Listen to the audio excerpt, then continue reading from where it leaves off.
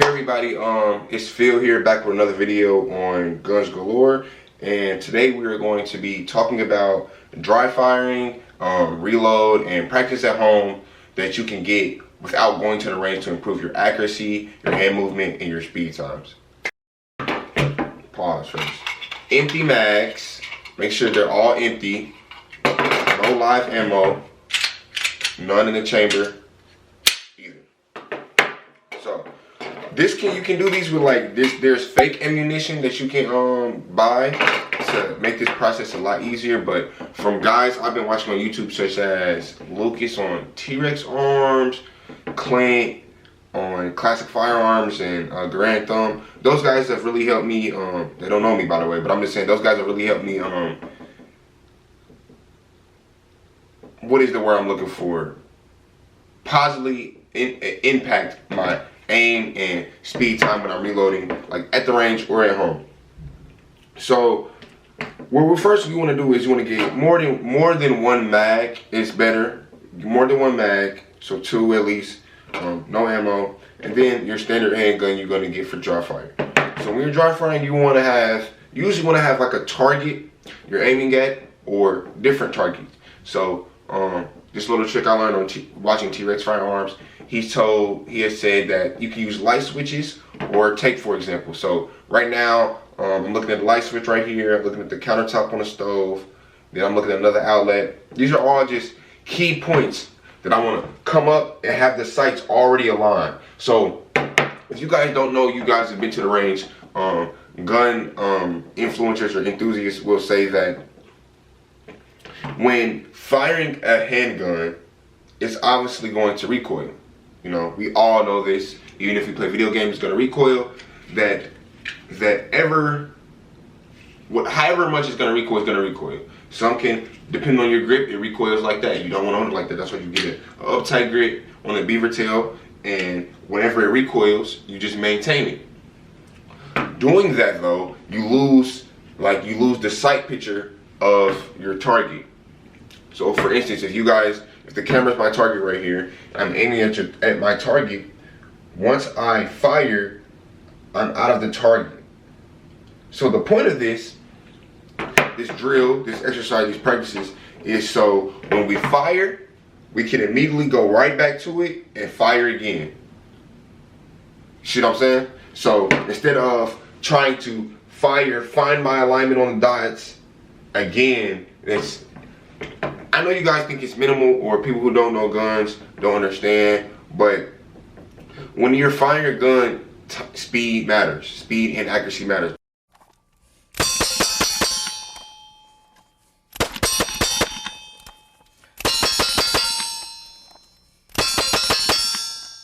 At you to hit the general area.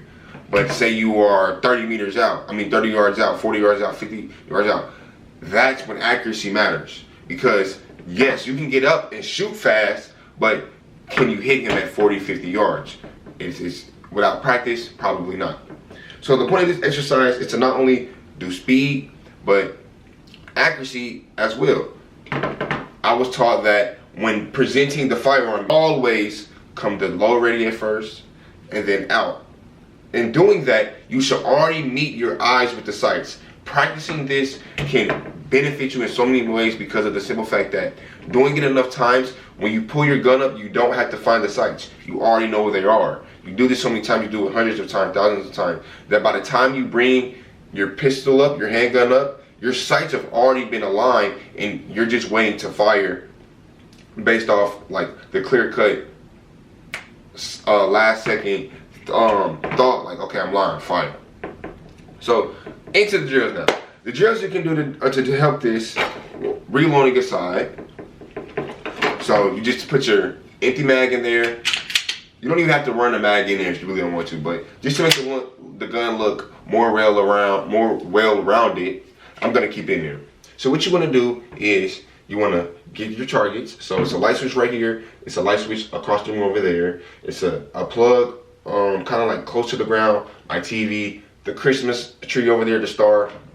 Find you a couple of targets, right?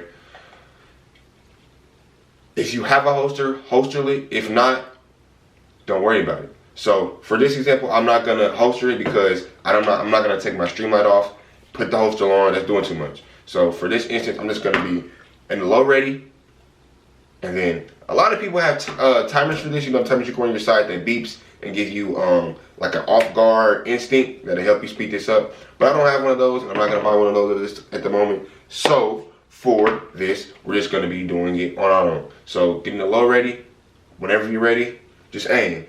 Then switch over here, then switch over there, then switch over there, up top. So doing this, it builds your speed and muscle memory. So if I do that again, hit that sight picture, hit that sight picture, sight picture, sight picture. So doing this, you will never have the direct correlation or impact as firing an actual gun because there's no live ammo in there. So doing this is not meant to prevent the recoil that's going on. No, that's not why we do this drill. We do this drill so when we're at the range or we're in a self-defense area, we have already did this so many times, we don't have to second guess ourselves. Confidence is key when owning a firearm. When you go to the gun range, a lot of people you can tell have been there before, that shot a lot of time, and that goes there a lot, but have their own gun and is using that same gun. You know, I used to be one of those guys that just went to the gun range, shot a couple of guns, and then left. Realistically, though, that doesn't transfer over. I was having a talk with one of my friends at work, and I was kind of telling him that if you go to the gun range and shoot guns, and you go home, and you have no, like, there's no gun you use at home, you have no gun, but you go to the gun range and shoot, you are never going to be, prepared for a real life situation. That's just facts. Or nobody's technically prepared for a real life situation until that situation comes up. But these are things we can work on to help them. So this goes for going to the gun range and practicing with the gun you own, instead of going and shooting, you know, a whole bunch of different guns. Like I have shot different guns before on my channel. You've seen this, that I don't own. I'm not saying that that doesn't transfer over, but I would be a fool to think if I get an AR in my hands right now, I will be as good as I am with the handgun, because I'm not. I've shot ARs previously on other videos that you guys can go take a look at. But for this specific scenario defense, if I carry my Glock 19 for an everyday carry and I don't train with my Glock 19 every day, well, not every day, but if I don't train with my Glock 19, then it's pointless when it comes down to it. Folks will argue that it's not necessarily pointless, and you can have, just to have a weapon is better than having no weapon. You'd rather have it than not rather have it. But I would rather have it and have the training behind it as well. All of that is just to say, practice, practice, practice. You want to do turn-based training. You don't even have to buy a course or anything. Just get around, even when you're at home. Just practice, you know, practice reloading. I'm not conducting it right now. When you watch the TV, practice reloading. A lot of people say this is playing with your gun, and it is. But you need to know how to do it in a safe manner. If you have kids around, don't let them see you just playing with your gun, obviously, because then they're going to think it's okay to do that. Kids are very impressionable. Adults, on the other hand, they should have more common sense. But if you are alone in your house, you can leave your weapons out. Like me, for instance, I leave my weapons, well, they don't be out, but they're on my person. I sleep with this next to the bed, so that's technically out, but I don't have any children running around here, so it doesn't matter. Every person household is different. So I'll be at home reloading, and this just gets you comfortable with your firearm. So when you go to the gun range or you're in that life or death situation, you've been doing this, you're very comfortable. A lot of people are scared of guns. They're scared of weapons. Not saying they shouldn't be, but I'm more scared of people. And I'm not afraid to say that. I'm scared of what people can do. You know, there's things going on in this news, daily updates, kids getting kidnapped, people getting shot. You know, I don't want to be in the population, in that percentage of people that gets hurt because I've not prepared myself. That doesn't mean I have to go shoot every gun in the world to be prepared. No. You can have a simple firearm, just as me, and you can have minimal to just average training and be more adept than the average person. The average person that owns a gun, I've talked to many women in my past and men in my past that owns firearm. they don't go to the gun range.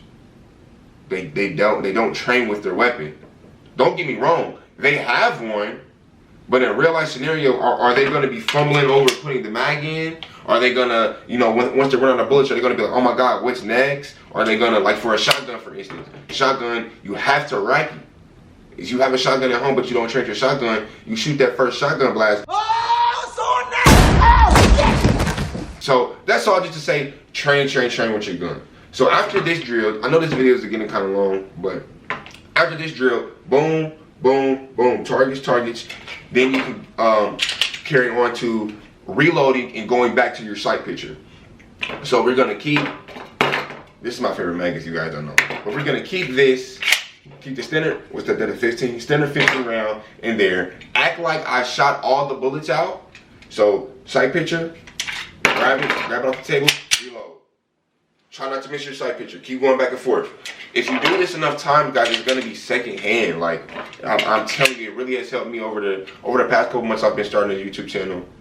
Really helped my accuracy. I go to the gun range sometimes off camera and just do things on my own. Everything doesn't have to be on video, but yes, I do train off camera. I do the dry fire at home. I've just started dry firing maybe within the last couple weeks. But I haven't done that most of my life because I just didn't know what it was. But doing research, you know, if you're here watching this video, you obviously are here for a reason to know. So you want to get better. So that's the first step. So this is just a video on how to get better when you don't go to the range, or you can't go to the range. Or like me, I'm 20 years old. If I go to the gun range, I have to bring my own ammo. But I can't buy ammo. I'm 20. I can't buy, because you have to be 21 to buy ammo. So this is a legal firearm, though. I gotta gift it to you. Let's get that out the way. But that's just to say that some people can't go. So I have people buy me ammo sometimes. Like, that's not illegal. But that's just to say some people can't go to the gun range. So in doing so, the little things always matter. Get your sight picture. And yes, guys, you should be shooting with both eyes open.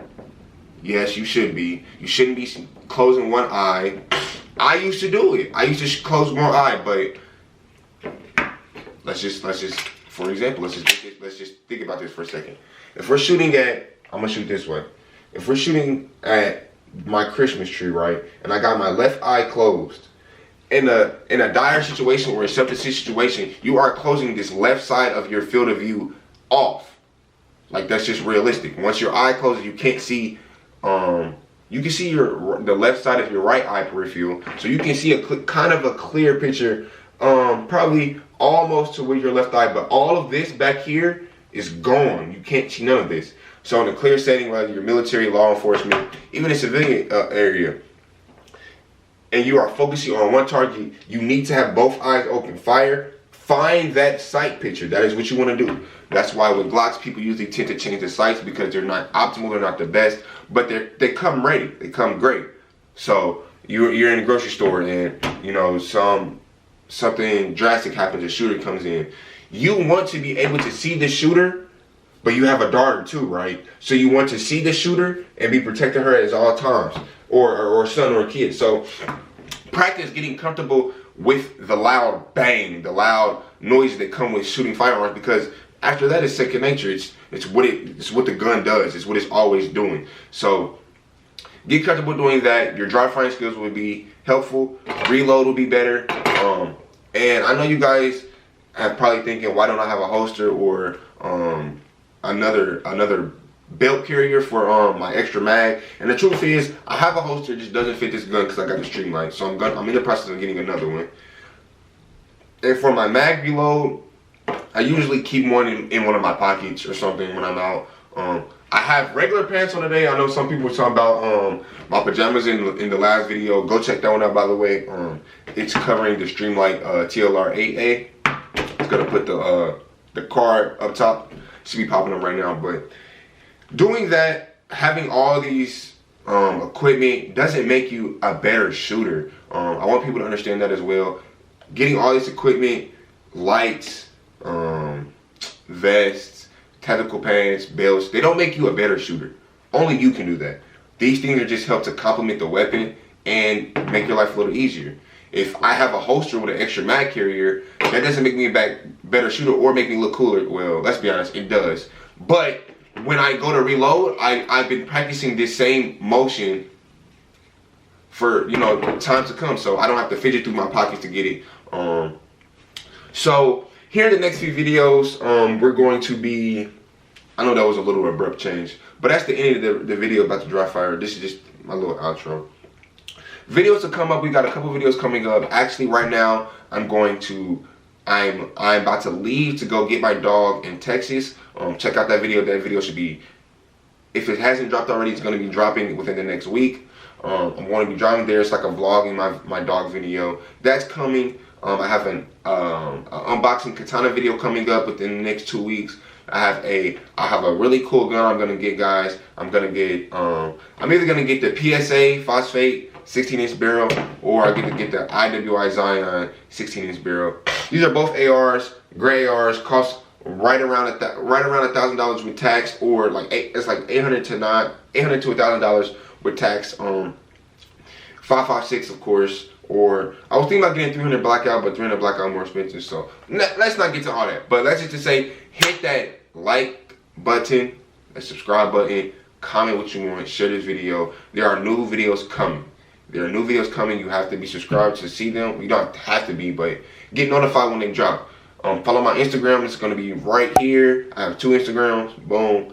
They roughly the same thing. I just promote both my channels on them so you can get the daily updates and whatnot. So without further ado, just make sure you guys are at home practicing your targets. Try to keep both eyes open. Practicing your reloads when you're at home. All that is just getting comfortable. For you guys that got ops, hey, try to get out of that, you know, the street area and, you know, the gang area. But you guys need to know how to reload too. Like I'm saying, like it's all self-defense. If somebody has a firearm, whether it's street related, civilian related, military related, law enforcement related, you need to learn how to defend yourself. So I know some people say bad people do this. In regards to all that, training is important. So get your training together, guys, and that's the end of this video. See you guys in the next one.